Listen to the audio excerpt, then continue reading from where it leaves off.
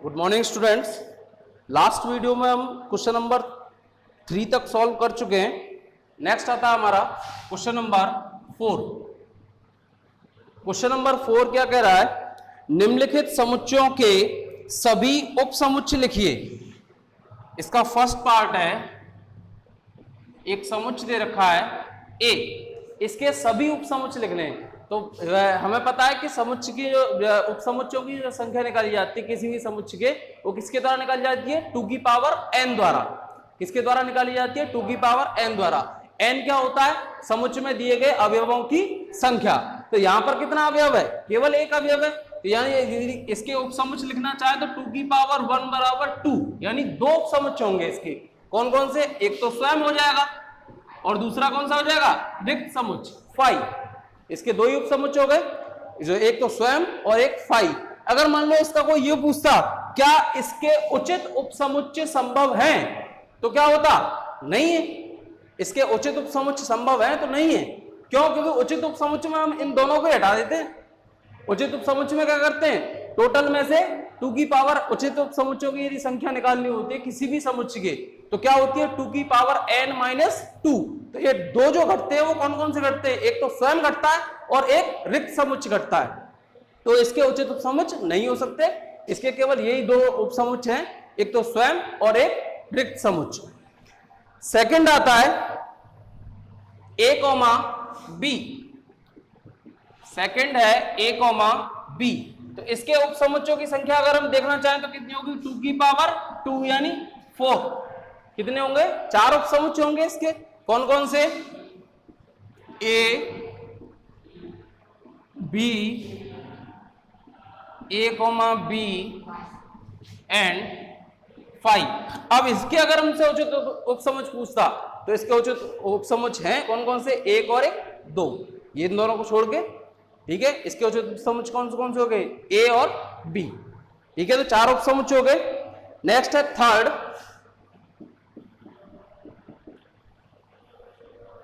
है आपका 1 2 3। 1 2 3। तो यदि इसके उपसमुच्चयों की कुल संख्या देख रहे हैं तो 2 की पावर कितने हो जाएंगे? 3 अवयव है 3। तो 2 की पावर 3 कितना होता है? 8। लिखें इसके सारे उपसमुच्चय 1 2 3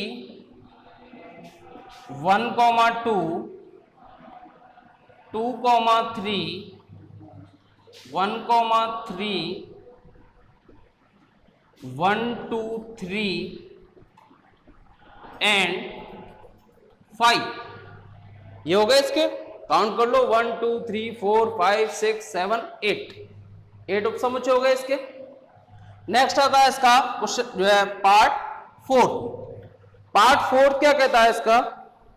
पार्ट 4 में दे रखा है ओनली 5 का मतलब क्या हम लिख सकते हैं इसको?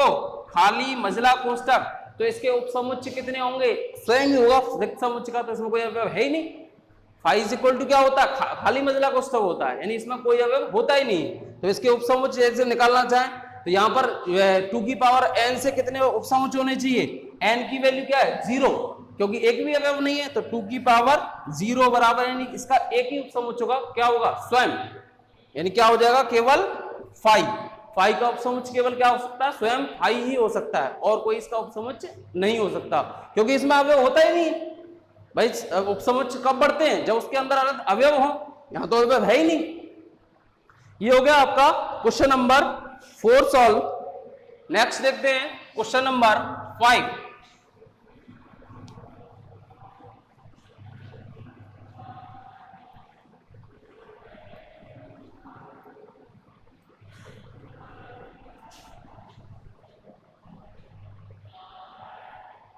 Question number 5।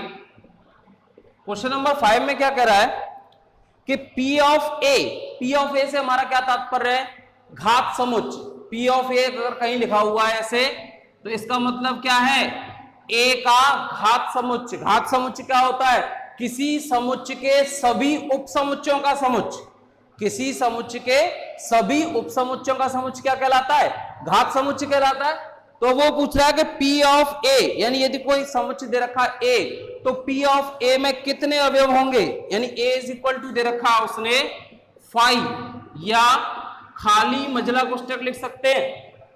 तो यानी 5 अगर लिख रहे हैं तो इसका मतलब इसके P ऑफ A लिखें तो इसके समुच्चय कितने होंगे, केवल एक ही होगा। तो यानी P of A is equal to केवल एक 5 लिख दें, या इसकी जगह ऐसे भी लिख सकते हो। तो P ऑफ A में कितने अवयव हो गए, ओनली 1। वो पूछ रहा है कि यदि A इज इक्वल टू 5 हो तो P ऑफ A में कितने अवयव होंगे, तो एक अवयव होगा, क्योंकि स्वयं वो जो है इसका जो स्वयं उपसमुच्चय हो जाएगा। और ये घात समुच्चय क्या होता है, किसी भी समुच्चय के उपसमुच्चयों का समुच्चय। तो यानी इसमें कितने अवयव हो गए, only 1। Question number 6, question number 6 कह रहा है आपको निम्नलिखित को अंतराल रूप में व्यक्त कीजिए या अंतराल रूप में लिखिए। फर्स्ट दे रखा है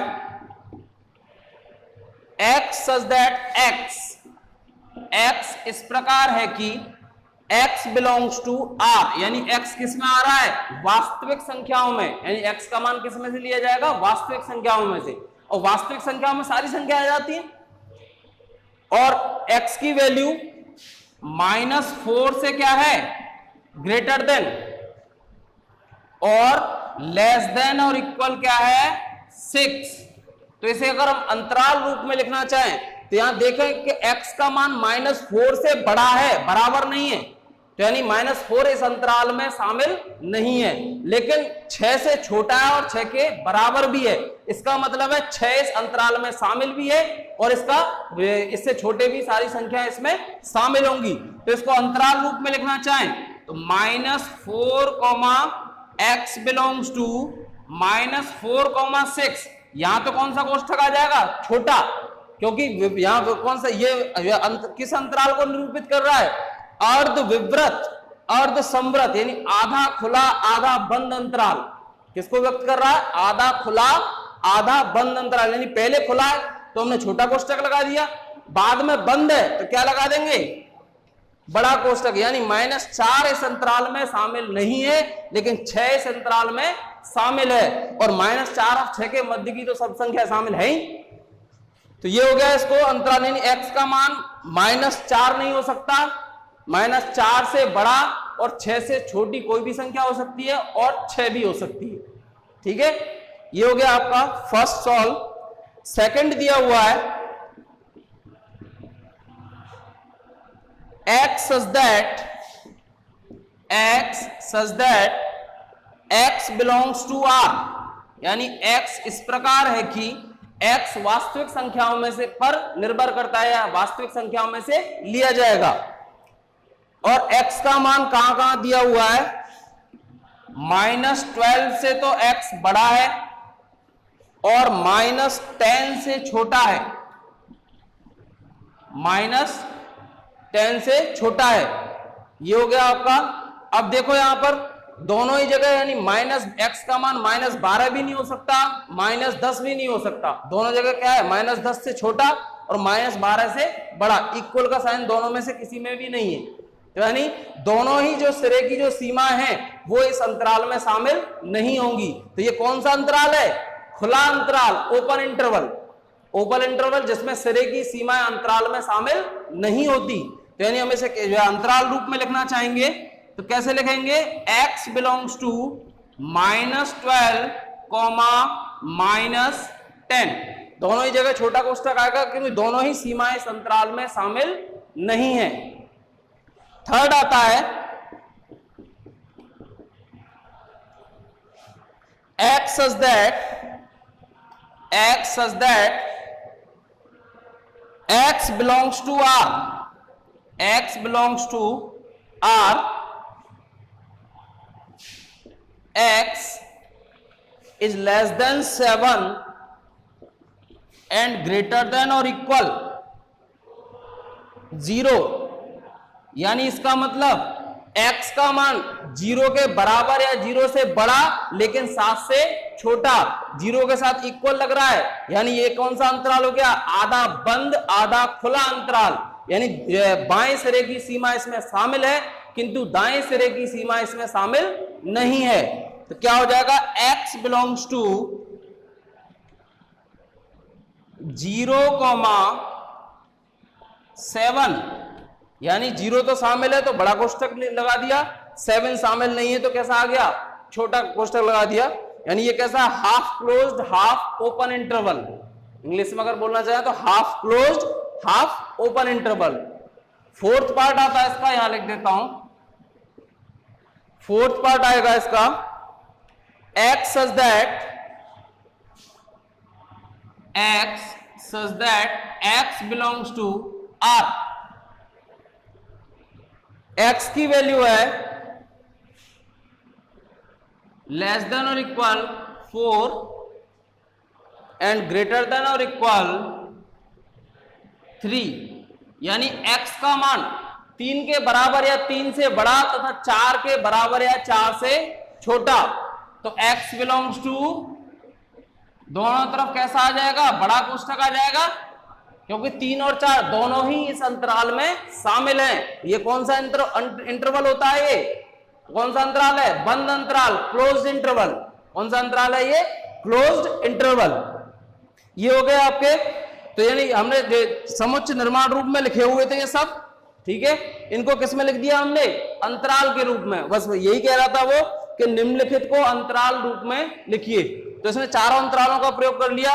पहला कौन सा था, आधा खुला आधा बंद अंतराल, दूसरा था खुला अंतराल, तीसरा था आधा बंद आधा खुला अंतराल, और चौथा था बंद अंतराल। तो हमने अंतराल के 4 ही टाइप्स पढ़े थे, ठीक है। आपका इनको मैथमेटिकल रूप में बोलना चाहें तो ये क्या हो गया, अर्ध विवृत अर्ध संवृत अंतराल, ये हो गया आपका विवृत अंतराल, ये हो गया अर्ध संवृत अर्ध विवृत अंतराल, और ये कौन सा हो गया, संवृत अंतराल। क्लियर है यहां तक। नेक्स्ट है क्वेश्चन नंबर 7। अब की बार तो हमने क्या किया है, इन समुच्चय निर्माण रूप को अंतराल रूप में लिखा है। अब की बार वो क्या कह रहा है कि अंतराल रूप में लिख के दे रहा है प्रश्न में, और आपको इस रूप में उनको लिखना है। नेक्स्ट क्वेश्चन देखते हैं, क्वेश्चन नंबर 7।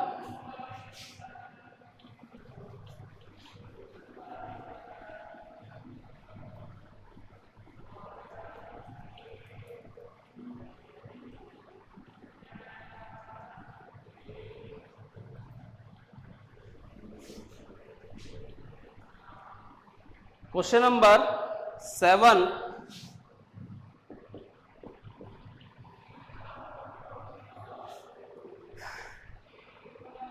निम्नलिखित अंतरालों को समुच्चय निर्माण रूप में लिखिए।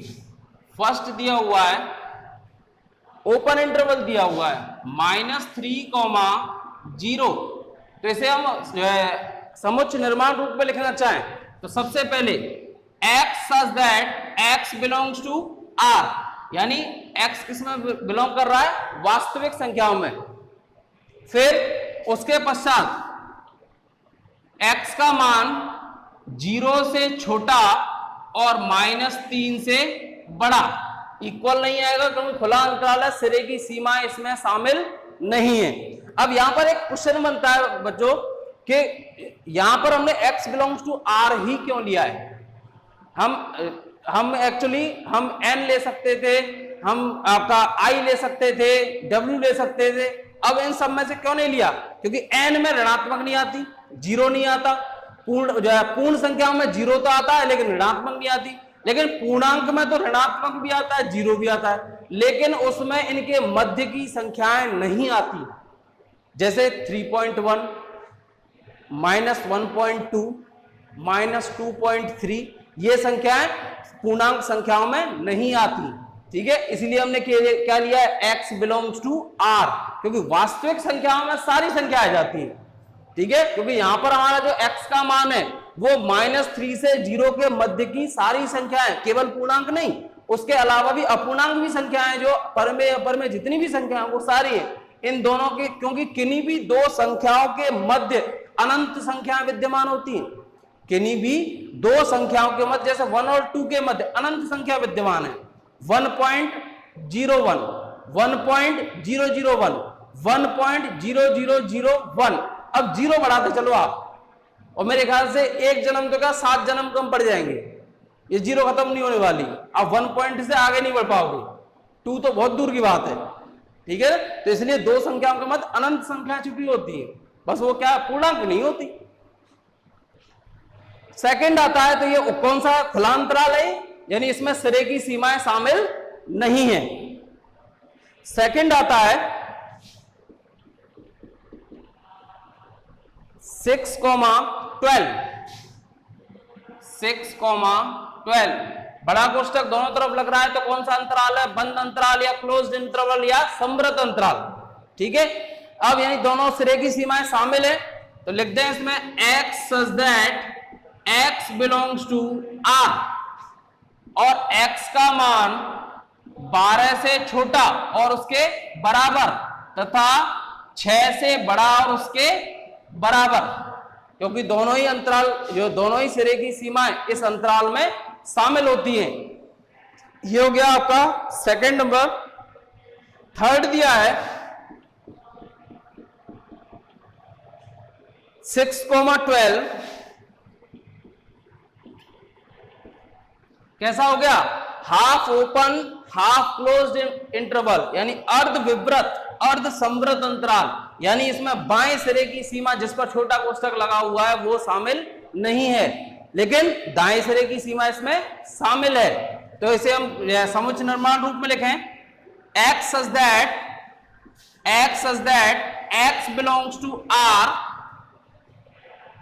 x का मान लेस देन और इक्वल 12, और ये ग्रेटर देन क्या होगा 6, यहां इक्वल का साइन नहीं आएगा क्योंकि 6 इस अंतराल में शामिल ही नहीं है, 6 इस अंतराल में शामिल ही नहीं है। ये हो गया आपका क्वेश्चन नंबर 7 का थर्ड। कौन सा अंतराल था ये, आधा खुला आधा बंद अंतराल था। नेक्स्ट है इसका फोर्थ पार्ट है इसका x such that x belongs to R, sorry पहले क्वेश्चन लिख लेते हैं उसके बाद लिखेंगे। जो है फोर्थ दिया हुआ -23 पर तो दिया हुआ है क्लोज्ड ब्रैकेट, और 5 पर दिया हुआ है ओपन ब्रैकेट, यानी इसका मतलब ये कौन सा है, आधा बंद आधा खुला अंतराल, अर्ध समृद्ध अर्ध विवृत अंतराल, यानी इसमें -23 जो बाएं सिरे की सीमा है वो तो इस अंतराल में शामिल है, किंतु दाएं सिरे की सीमा शामिल नहीं है। इसका मतलब यदि हम इसका समुच्चय निर्माण रूप लिखना चाहें तो x such that x belongs to R, x का मान 5 से छोटा और -23 से बड़ा और बराबर। ये क्या हो गया इसका समुच्चय निर्माण रूप। ये आपका आधा बंद आधा खुला अंतराल है, x का मान 5 से छोटा होगा, 5 के बराबर नहीं हो सकता क्योंकि 5 अंतराल में शामिल ही नहीं है, लेकिन -23 से बड़ा होगा और -23 के बराबर भी हो सकता है क्योंकि -23 इस अंतराल में शामिल है। नेक्स्ट आपका क्वेश्चन नंबर 7 खत्म होता है। ये हो गया आपका क्वेश्चन नंबर 7 सॉल्व। अब नेक्स्ट देखते हैं क्वेश्चन नंबर 8। क्वेश्चन नंबर 8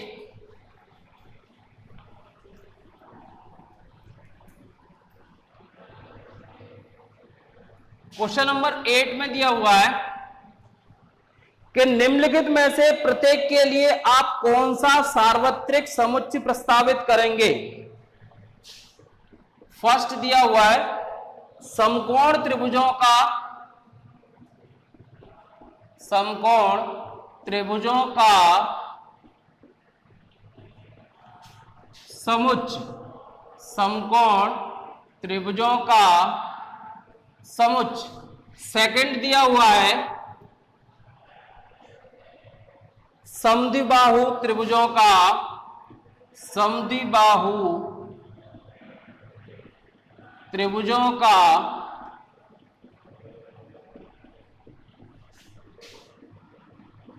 समुच्च, ये दोनों दिए हुए हैं समद्विबाहु त्रिभुजों का समुच्च।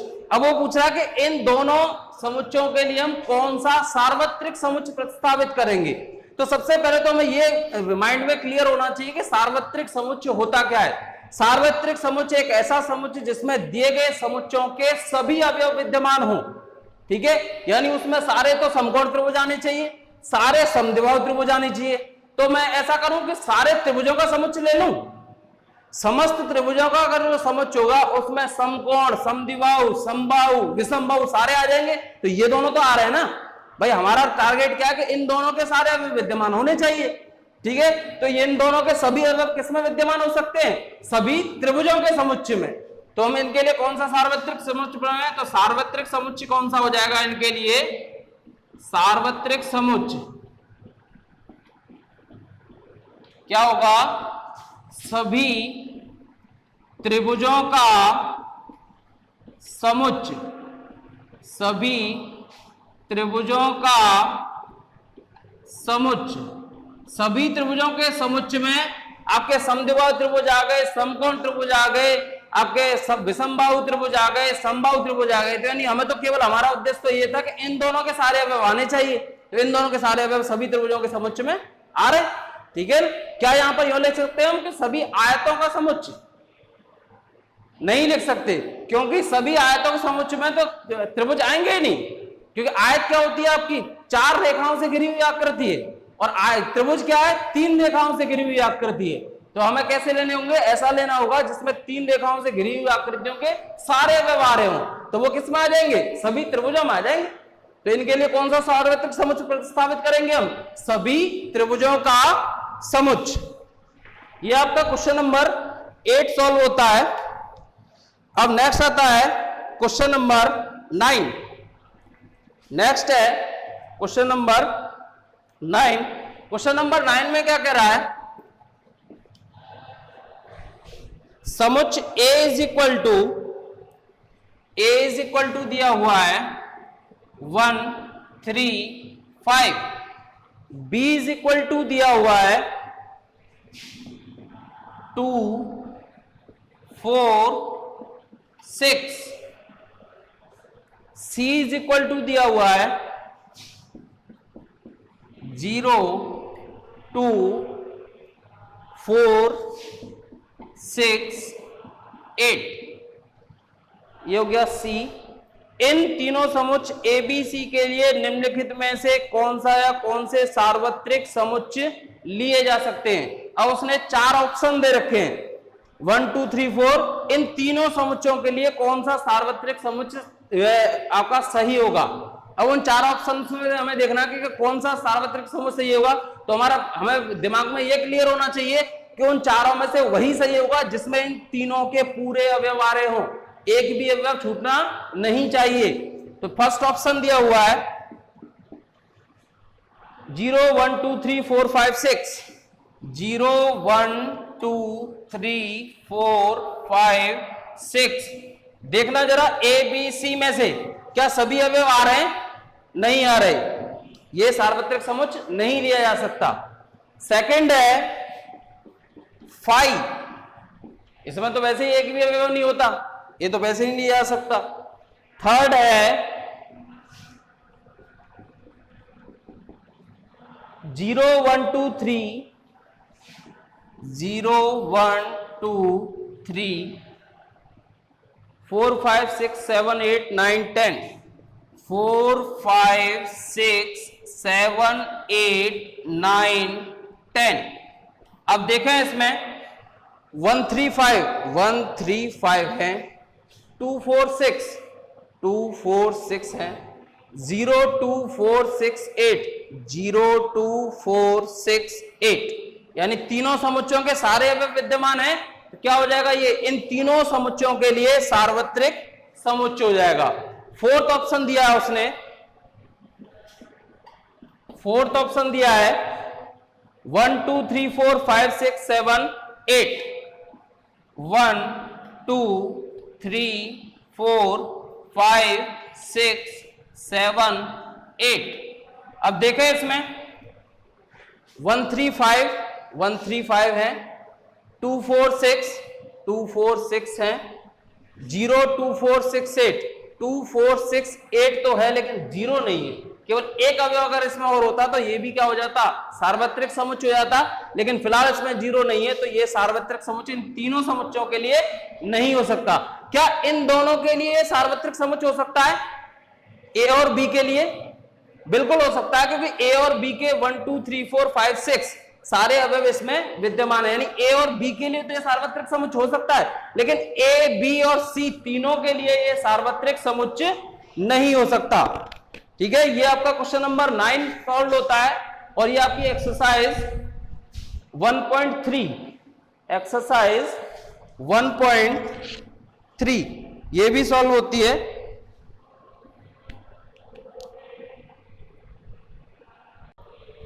ओके बच्चों, नेक्स्ट टॉपिक हमारा नेक्स्ट वीडियो में सॉल्व करते हैं। ओके बच्चों, थैंक यू।